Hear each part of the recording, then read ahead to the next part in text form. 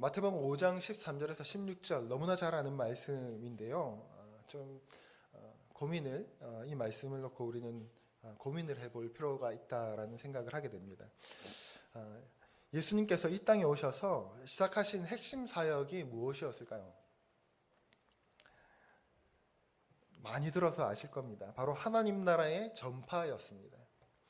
우리가 복음서를 통해서 잘 알 수 있듯이 예수님께서는 수많은 병자를 고치시고 복음서를 보면 놀라운 표적들을 보여주십니다. 예수님께서 가르치시는 말씀에는 힘과 권위가 있어서 어려서부터 율법 훈련을 받아온 이스라엘 백성들조차도 그 말씀을 들으면 가슴이 뜨거워졌다라고 성경은 기록하고 있습니다. 그러니 수많은 사람이 예수님을 따를 수밖에 없었겠죠, 당시에. 예수님께서는 어느 마을을 방문하시면 온 마을 사람들이 자신과 가정의 문제를 가지고 몰려왔습니다. 긴가민가 하던 사람들도 혹시나 하는 간절한 마음으로 예수님께 나와왔던 거죠. 오직 바리새인들과 종교 지도자들만이 자신들의 정치적, 종교적 입지가 위협받을까 봐 수많은 사람들이 예수님을 따르니까 그 무리가 그 사람을 모으는 그 힘이 두려웠겠죠. 예수님을 시기하고 미워하여서 모함하려고 했습니다. 하지만 당시 백성들에게 예수님은 그야말로 슈퍼스타였습니다. 예수님을 만난 수많은 무리는 이분은 정말 이제껏 만나왔던 다른 사람들과는 특별히 종교 지도자들과는 또 다르구나 하는 것을 느끼고 깨달았을 겁니다. 오늘 본문의 배경도 마찬가지죠. 오늘 4장 23절에 보면 이렇게 기록합니다. 제가 한번 읽어드리겠습니다. 예수님께서 온 갈릴리에 두루 다니사 그들의 회당에서 가르치시며 천국 복음을 전파하시며 백성 중에 모든 병과 모든 약한 것을 고치시니 그의 소문이 온 수리아에 퍼진지라. 사람들이 모든 앓는 자, 각종 병에 걸려서 고통당하는 자, 귀신 들린 자, 간질하는 자, 중풍병자들을 데려오니 그들을 고치시더라. 갈릴리와 데가볼리와 예루살렘과 유대와 온 요단강 건너편에서 수많은 무리가 따르니라. 이토록 수많은 무리가 모여드는 것을 보시고 예수님은 산으로 올라가셨습니다. 그곳에는 예수님의 제자들뿐만 아니라 이적을 보고 예수님의 이적과 기적을 보고 따라온 무리들, 그리고 예수님의 정체를 경계하며 지켜보는 유대인들까지 모두 섞여서 예수님을 쫓아왔던 거죠.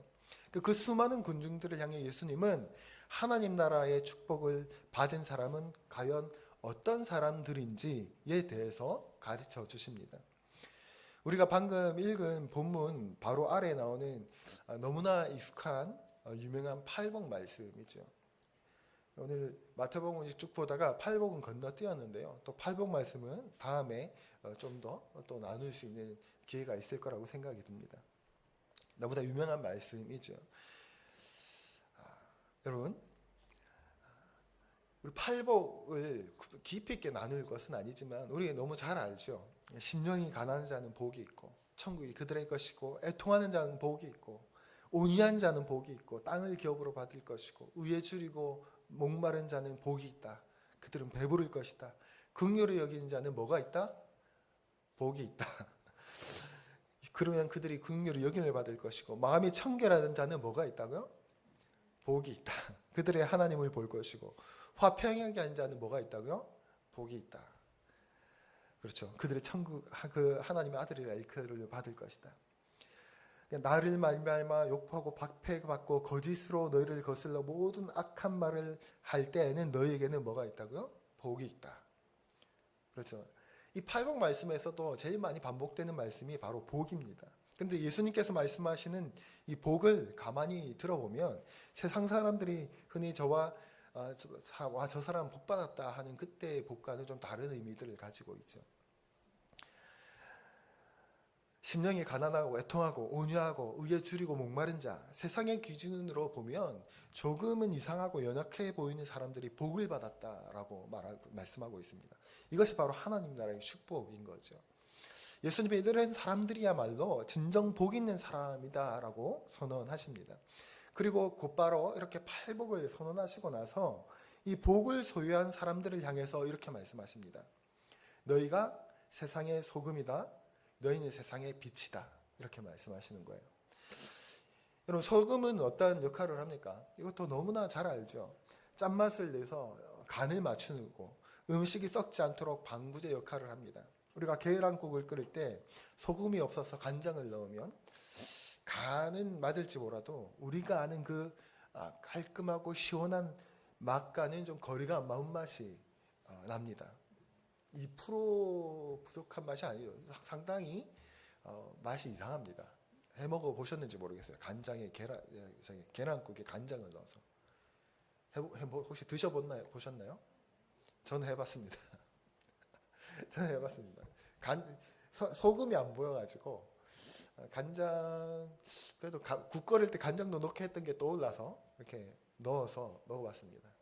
그래서 이렇게 몇 숟가락 먹다가 그대로 이렇게 싱크대로 버렸던 기억이 납니다. 저는 그렇게 제가 음식을 몇 번 해먹어 보고 나서 잘 안 해먹습니다. 제가 한 음식들이 다 맛이 뭔가 2%다 이상한 맛이 자꾸 나더라고요. 그래서 내가 하면 맛이 없는데 그렇죠. 다른 사람이 하면 맛있는 뭐가 차이가 나는지 100% 이해할 수 없는 이런 일들을 좀 경험해봤습니다. 여러분, 그러면 그 소금이 그 계란국의 깔끔한 맛과 시원한 맛을 나게 하는데, 만약 소금이 그 맛을 잃으면 아무 쓸모가 없고 어떻게 됩니까? 밖에 버려지는 거죠. 소금이 그 짠맛과 깔끔한 맛을 내지 못하면 버려지는 겁니다. 사용 의미가 없어지는 거죠. 그럼 빛은 어떻습니까? 빛은 우리가 알다시피 어둠과 결코 공존할 수 없습니다. 칠흑 같은 어둠도 빛이 비치는 순간 사라져 버리는 거죠. 예수님께서는 우리를 향해 바로 이 세상의 빛과 소금이라고 말하셨습니다. 교회 안에서만 빛과 소금이 아니고 집에서만 아니면 혹은 교회 친구들만 놀 때가 소금이 아니라 우리가 발을 딛고 살아가는 저 세상 속에서 빛과 소금이 되라라고 말을 하는 거죠. 그러면 빛과 소금으로 사는 삶은 어떤 삶일까? 하나님께서는 빛이다, 세상의 소금이다라고 하셨는데 나는 어떤 삶을 살고 있는가 하는 것을 저는 오늘 한번 좀 고민해 볼 필요가 있다라는 생각을 가지게 되죠. 나는 정말 예수님을 믿는 사람다운 모습을 가지고 있는가? 매일매일 생활 속에서 빛과 소금으로 살아야 하지만 그러지 못하는, 하고 싶지만 구체적으로 나는 무엇을 할 수 있고 어떻게 해야 하는지에 대한 질문만 가지지 우리는 구체적인 답을 찾아가지 못하여서 그냥 하루하루 그렇게 살아가는 경우도 참 많다라는 겁니다.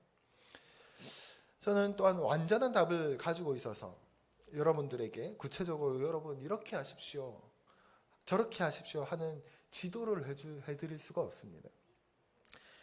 왜냐하면 여러분들의 삶은, 또 성도님들의 삶은 정말 다양하고 구체적으로 다른 직업과 다른 사람들과의 관계 속 어떤 면에서는 완전히 다른 세상을 살아가고 있기 때문에 그렇습니다.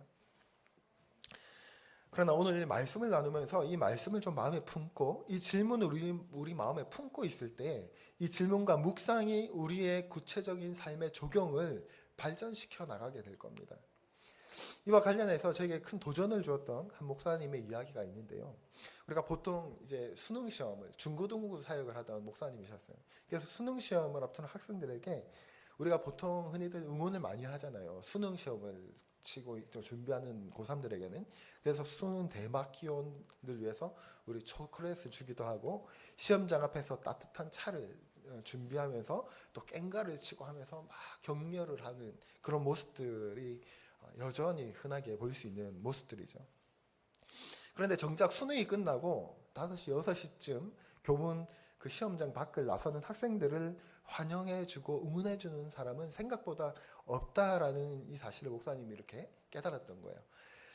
그래서 가장 큰 짐을 내려놓고 멋지게 그 시간을 견뎌낸 아이들을 응원해주고 싶어서 이분은 수능 보기 전이 아니라 수능을 본 후에 그들의 삶을 응원하기로 결심을 했다고 합니다. 그래서 그 수능이 끝나는 저녁에 자유를 만끽하러 홍대 거리로 쏟아져 나오는 수험생들을 찾아갔다고 해요. 그래서 폴라로이드 카메라를 가지고 캘럽 트로피로 멋진 응원의 메시지를 수고했다라는 그 응원의 메시지에 서서 그들에게 좀 이렇게 응원의 메시지를 전달하고자 했답니다. 그래서 수능 본 친구들을 이제 폴라로이드 사진으로 사진을 찍어주고 그 다음에 그 폴라로이드로 오늘 또 수고했다라는 글귀를 멋지게 써서 선물을 했다고 합니다. 그래서 너희들은 시험을 잘 받든 못 받든 존재 그 자체로 아름답고 예쁜 거야. 정말 수고했다라고 하면서 격려해 주었다고 합니다. 그런데 이렇게 다가가 격려할 때 아이들이 가장 먼저 던진 질문 중에 하나가 이런 질문이었대요. 누구세요? 누구세요? 누군데 저희한테 사진도 찍어주고 이런 거 해주십니까? 폴라로이드 사진 찍어주고 하니까 그리고 캘리그래피도 선물해주고 하니까 이거 돈 안 받아요? 이런 반응들이었다고 합니다. 그리고 조건 없이 수고했다는 격려를 들은 아이들 중에는 우리 엄마도 자기에게 이런 이야기를 해준 적이 없다라면서 울컥하는 친구들도 만났었다고 합니다. 그리고 조건 없이 수고했다는 격려를 들은 아이들 중에는 그런 감동의 감사의 표시들을 했던 거죠. 저는 이 얘기를 들으면서 이 아이들의 반응에서 우리 그리스도인들의 삶이 어떠해야 하는지 그 어떤 의미가 좀 담겨 있지 않나라는 생각들을 하게 되었습니다. 오늘 예수님께서 뭐라고 말씀하십니까? 너희는 세상의 빛이라고 말씀하십니다. 세상의 빛과 소금으로 살아간다는 것은 이 세상 사람들이 보았을 때 이런 질문을 하는 거죠. 왜요? 그죠? 왜 굳이 그렇게까지 살죠? 도대체 당신들은 누구십니까? 뭐 하는 사람들입니까? 라는 말을 듣는 삶. 그런 삶이라고 할 수 있지 않을까라는 생각들을 해보았습니다. 안디옥 교회 성도들의 모습을 보면서 세상이 그들을 향해 그리스도인이라고 일컬어진 것과 같이 우리의 신앙의 선배들이 예수쟁이라고 불렸던 것 같이 너네들은 우리와 다르구나라고 세상에 고백하는 것이야말로 우리가 세상으로부터 들어야 할 평가가 아닌가 하는 생각을 하게 됩니다. 꼭 거창한 이런 이벤트를 매일매일 기획해야 한다는 말이 아니죠.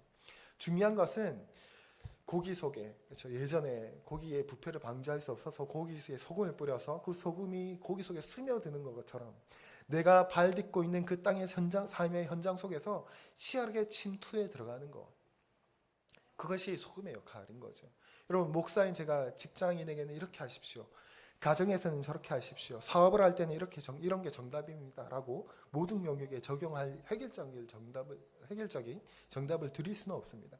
여러분, 각자의 삶의 자리가 다르고 세상 속에서 겪는 고민의 결이 너무나 다르기 때문에 그렇습니다. 그렇기 때문에 우리의 삶의 모든 영역에서 우리는 스스로 주님 앞에서 끊임없이 질문하고 고민해야 하는 거죠. 어떻게 침투에 들어갈 수 있을까? 소금이 그 사이사이로 그 짠맛이 녹아 들어가는 것처럼 스며들 수 있을까? 내가 일하는 직장과 사회 속에서 불의하고 관행적인 일들이 벌어질 때 소금처럼 부패를 막아낸다는 것은 구체적으로 무엇을 의미하는 것일까? 나의 사업장과 경제 활동 속에서 혹은 내 자녀를 양육하고 이웃과 교제하는 일상 속에서 세상과 다르게 스며든다라는 것은 과연 무엇을 의미하는 걸까? 때로는 험담하는 자리를 슬며시 빠져나오는 작은 결단일 수도 있죠. 손해를 보더라도 정직을 선택하는 그런 정말 뼈를 깎는 고민일 수도 있습니다. 정답이 딱 정해져 있지 않기에 매 순간 두렵고 어렵지만 이 거룩한 질문을 끌어안고 세상 속에서 몸부림치는 것, 굴복하는 것이 아니라 치열하게 고민하고 몸부림치는 것, 그것이 바로 세상 속으로 침투하는 소금으로 살아내는 첫걸음이 우리에게 될 것입니다. 마태복음 오늘 읽은 5장 16절의 말씀을 보면 예수님은 이렇게 결론을 내리십니다.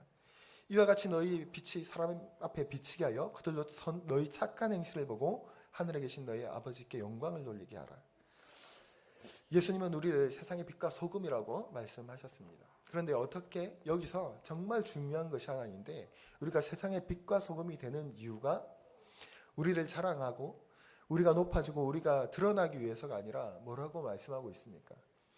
우리의 말과 행동을 통해 하나님 아버지께 영광을 돌리게 하기 위함이라는 거예요.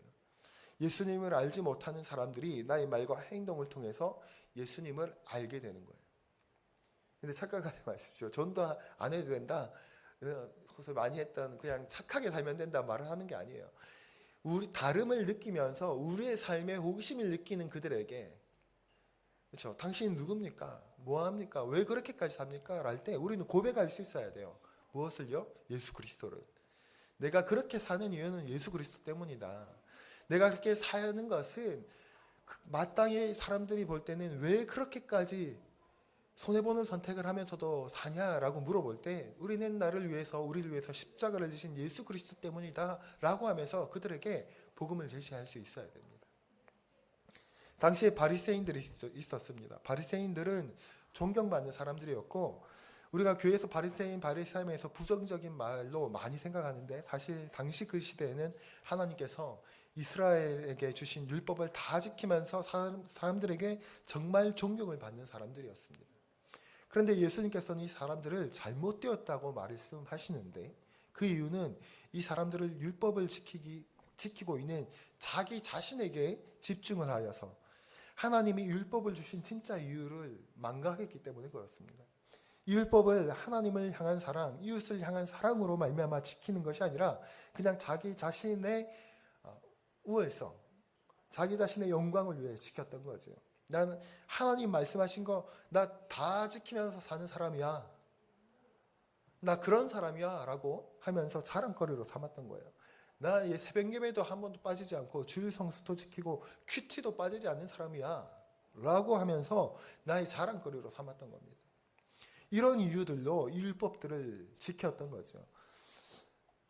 우리도 마찬가지입니다. 우리가 지역사회를 섬기고 봉사하고 복음을 전할 때 우리 교회 이름을 내걸고 자랑하기 위해서가 아니죠.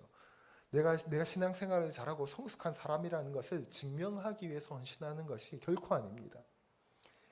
교회를 섬기는 일들은 어떻습니까? 내가 좋은 사람이 되려고 하는 것은 무엇 때문이고 나의 신앙생활 잘하고 성숙한 사람이야 라고 하기 위해서가 아니죠.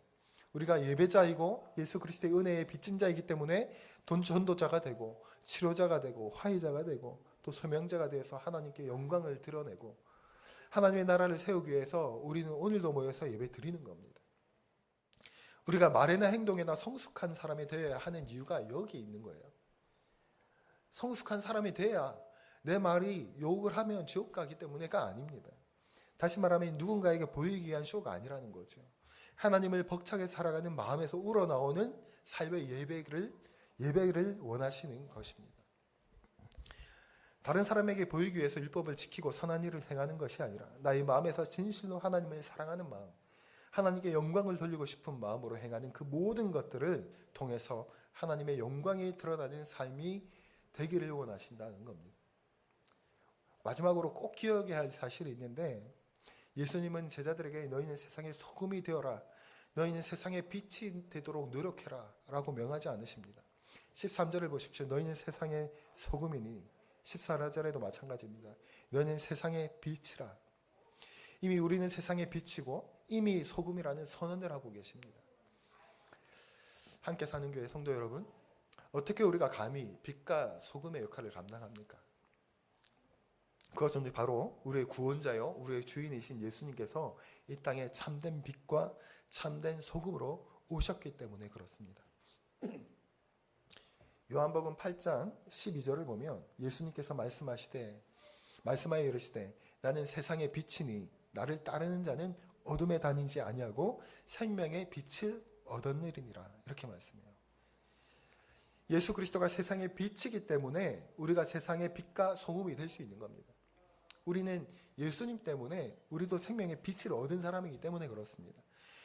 이 예수님은 이 세상에 찾아오셔서 육체적으로 아프고 병든 사람을 고치시고 천국 복음을 가르치셨습니다. 육체적 아픔뿐만 아니라 영원히 죽을 수밖에 없는 우리를 위해서 십자가에 달려 죽으시고 3일 만에 부활하신 거죠. 예수님의 죽으심과 다시 사심을 믿는 우리는 죄로 인해서 멀어졌던 하나님과의 관계를 회복하고 영원한 생명에 대한 소망을 가질 수 있게 되는 것입니다. 이것이 바로 예수님께서 보여주신 세상의 빛이 되시고 소금이 된다는 의미가 아니겠습니까? 함께 사는 교회 성도 여러분, 예수님을 구주로 믿고 따르는 우리는 이제 삶의 자리에서 어떤 착한 행실로 내 곁에 붙여주신 사람들에게 하나님을 믿는 사람으로서의 삶을 보여줄 수 있을지 깊이 고민해야 됩니다. 고민 없이 우리가 그 반대되는 물결을 거스러 나갈 수가 없다라는 거죠. 세상이 우리를 향해 당신은 도대체 왜 그렇게 사십니까? 라고 물어볼 때 내 안에 계신 예수님 때문입니다. 라고 담대히 대답할 수 있는 우리가 되기를 소망해 봅니다. 여러분, 신앙생활을 하면서 새로운 삶에 새로움이 없고 무덤덤하고 신앙생활이 매너리즘에 빠지는 이유가 뭡니까? 사람이 매너리즘에 빠지고 권태기를 느끼는 것은 너무나 단단한 이유 아닙니까? 새로움이 없기 때문이다라는 거 아니에요? 매일 그게 그거다라는 거 아니에요? 교회도 가도 똑같다라는 말, 신앙생활하는 삶이 똑같다라는 말을 하는 게 새로움이 없다는 말입니다. 근데 새로움이 없는 이유가 무엇 때문입니까? 하나님의 능력이 없어서요? 아니죠. 우리가 우리 삶 가운데 하나님의 말씀을 가지고 도전하지 않기 때문에 새로운 일이 일어날 리가 없는 거죠. 새로운 일이 일어날 일이 없는 거죠. 세상 사람과 똑같이 사는데 무슨 새로운 일이 일어납니까? 그런데 한번 도전해 보십시오. 어떻게 우리가 그들에게 스며들까? 당신은 도대체 왜 그렇게 사십니까? 왜 그렇게까지 사십니까? 하는 행동들을 해보십시오. 우리의 삶은 매주 새로운 일들이 일어날 겁니다. 새로운 만남들이 일어나게 될 수밖에 없을 겁니다. 권태기가 있을 수 없겠죠. 권태기가 있다라는 것은 그렇게 안 살고 있다라는 겁니다. 신앙이 무료해집니까? 말씀대로 안 살고 있다는 거죠. 소금의 역할과 빛의 역할에 대해서 관심 없이 살아가고 있다는 증거일 것입니다. 내 안에 예수님 때문입니다라고 담대히 대답할 수 있는 우리가 되시기를 소망해 봅니다. 우리의 정체성을 바로 알고 구체적인 삶의 변화를 묵상하며 살아내는 복된 함께 사는 교회 교우님들 다 되시기를 주님의 이름으로 간절히 축복합니다. 우리 오늘은 이렇게 제가 기도하고 마무리하도록 하겠습니다. 기도하겠습니다. 아버지 하나님 감사합니다. 오늘 빛과 소금에 대하여 우리가 세상 가운데서 어떻게 소금이 고기 가운데로 침투에 들어가는 것처럼 어떻게 침투에 들어갈 것인가 매주 매 순간순간 고민하고 내가 속한 곳에서 이 부패와 이 타락과 이 썩음을 어떻게 막아낼 것인가 어떻게 방어할 것인가 고민하고 분투하는 아버지 하나님 소금의 역할들 또 그들에게 방어하는 것만 아니라 이것이 예수 그리스도 때문이다라고 말하며 빛을 선물할 수 있는 빛을 비추는 그러한 역할들을 감당하는 주의 사랑하는 자녀들 다 될 수 있도록 축복하여 주옵소서. 감사합니다. 예수 그리스도의 이름으로 기도드립니다. 아멘. 광고 있는데요. 네, 저희 함께 사는 교회 예배 시간에 변경과 신설 안내를 공지합니다. 변경 시간이 11시에서 우리가 예배 찬양을 시작했는데 다음 주부터는 10시 반에 찬양을 시작하는 예배를 해야 될 것 같아요. 왜냐하면 우리가 이제 떡볶이는 핑계고 행사를 기점으로 해서 우리 중등부 아이들 예배를 12시 예배 드리기 위해서 시간을 조금 조정해서 같이 10시 반에 어른들 주일 대예배를 드리고 12시에 중등부 아이들과 또 좀 간략한 예배를 같이 드리고 점심을 같이 먹는 이런 형태로 진행하게 될 것 같습니다. 네, 예배 시간 참고해 주시고 다음 광고가 있는데요. 우리 여기 참여하고 있는 우리 성도님들은 예배를 위해서 다 헌신하고 같이 함께 예배를 만들어가고 있는데요. 이 온라인으로 예배를 혹시 보게 되는 분들이 있다면 또 하나님 주시는 마음이 있다면 같이 함께 사는 교회를 좀 세워나가는 동력자들이 또 찾아와 주시면 좋겠다라는 마음으로 강구를 해봅니다. 주일 예배 반주해 주실 수 있는 분 또 뿐만 아니라 얼마나 많은 예배 시간에 함께 할 수 있는 일들이 많습니까? 사실은 개척교회에는 와서 앉아 있는 것만 해도 얼마나 교회에 큰 힘이 되는지 모릅니다. 이 예배를 세워나가는 사역에 동참하실 마음이 하나님께서 주시는 분들이 있다면 신청해 주시고 또 문의 주시면 정말 기쁜 마음으로 감사한 마음으로 환영할 테니까 고민하지 마시고 연락 주시면 감사하겠습니다. 네, 우리 이 시간 기도하고 오늘 예배를 이렇게 마무리하도록 하겠습니다.